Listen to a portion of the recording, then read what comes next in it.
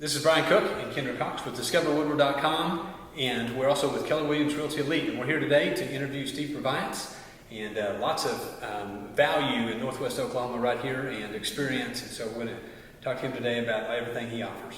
Mm-hmm. Thanks so much for joining us. We're excited to talk to you about this.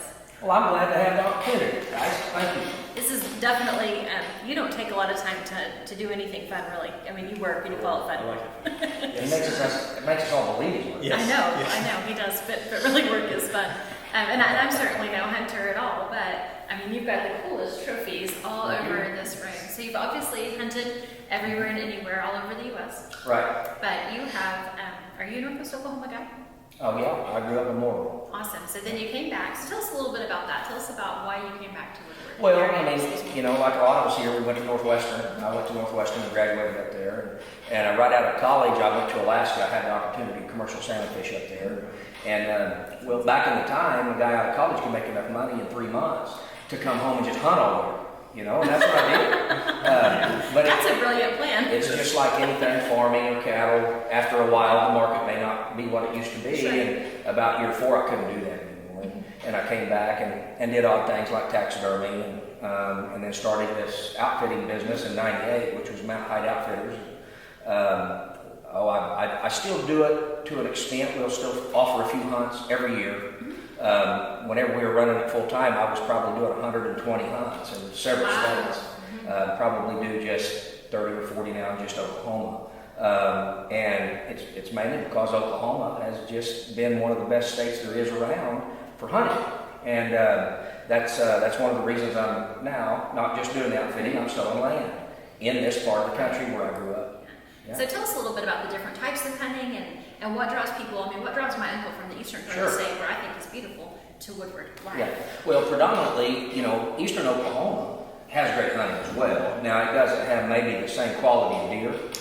We have kind of a different deer than they do out there. It's a bigger antler, bigger bodied deer, and a lot of it's influenced by Kansas, right? We're up here against the northern tier of the state, against the Kansas border.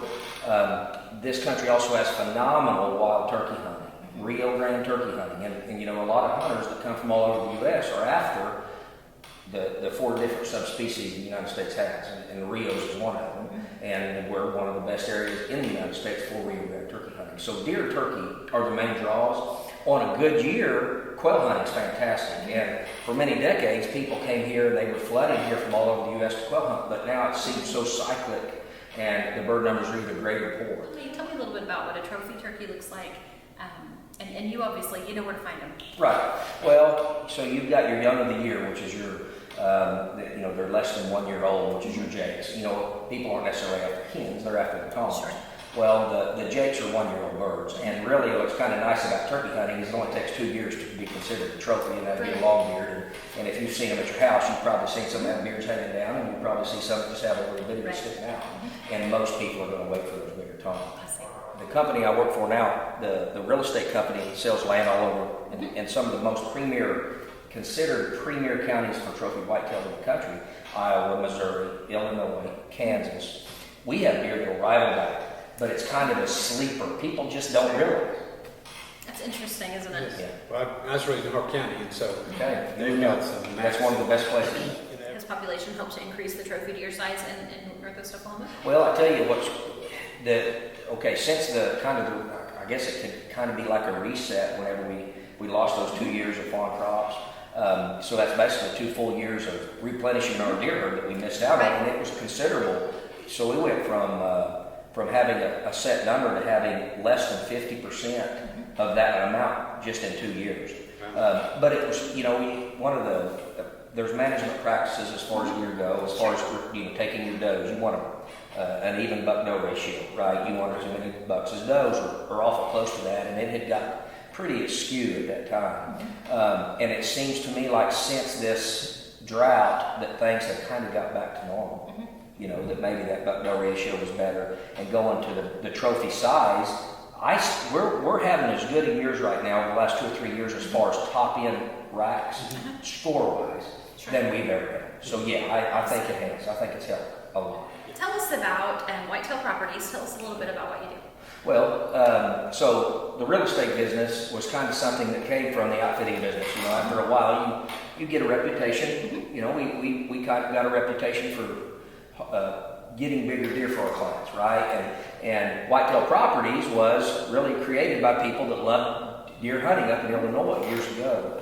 And they had offered me the opportunity to sign on with them. I had got my real estate license not knowing what I was going to do, and then it was kind of good timing. They had got a hold of me, and so I was the first agent in Oklahoma for them. But yeah, we specialize in land. It's like you guys, you sell land, Yes. but you specialize in homes probably more, maybe Yes, homes more properties. absolutely. And then I would be vice versa. I sell a lot of houses, but I'm mainly selling. Right. So that's how that got started. Right. So what areas do you cover with your land? Where all do you go? My territory, so we've got several territories. I think there's 6 agents in the state, and mine would go out to the end of the Panhandle. It would go basically to I-40 down there. I don't have Beckham County, but I have Roger Mills and Dewey and Custer, and then it goes out to Grant County. So we're members of the National Association of Realtors, and we have some we've got a code of ethics and some strict Sure. things, and of course we're licensed with the Oklahoma Real Estate Commission.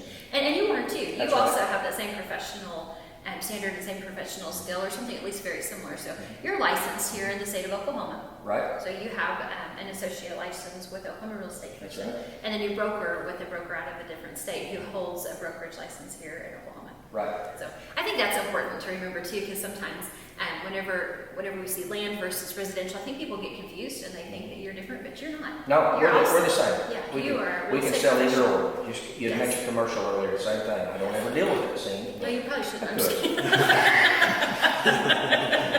No, you stick with land. We'll take care of the other. That sounds good.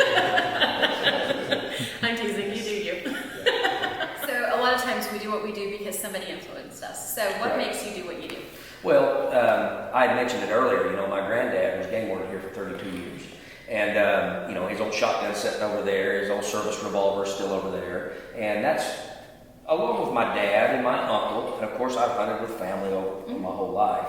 But that's what got me into it, and I loved it as a little boy. I mean, you know, my earliest memories were hunting with them.